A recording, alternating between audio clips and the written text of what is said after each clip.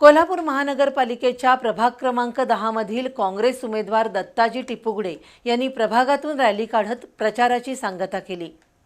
काँग्रेस आणि महाविकास आघाडीने जाहीर केलेल्या वचननाम्यातील आश्वासनं पूर्ण करण्यासाठी प्रयत्न करू आणि कोल्हापूरच्या विकासाचा रोड मॅप अंमलात आणण्यासाठी कटिबद्ध असल्याचं टिपुगडे यांनी सांगितलं।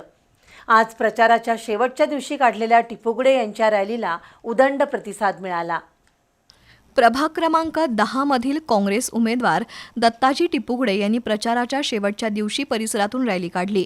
वाशीनाका परिसर, तिथून सरदार तालीम, झुंजार क्लब परिसर, तिथून राजलक्ष्मी नगर आणि सरनाईक कॉलनी तसंच शिवाजी पेठेतील गल्ल्यांमध्ये ही रॅली काढण्यात आली।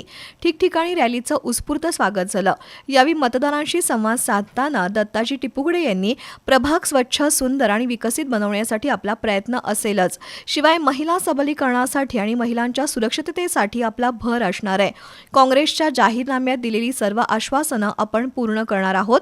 त्याचप्रमाणे शहराला विकासाच्या दृष्टीने नेण्यासाठी नवनवीन प्रकल्प आणि सोयी सुविधा निर्माण करण्याकडे आपलं प्राधान्य असेल, असंही टिपुगडे यांनी सांगितलं।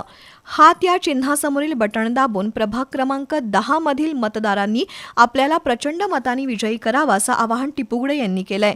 यावेळी काँग्रेसचे कार्यकर्ते आणि महाविकास आघाडीचे समर्थक उपस्थित होते।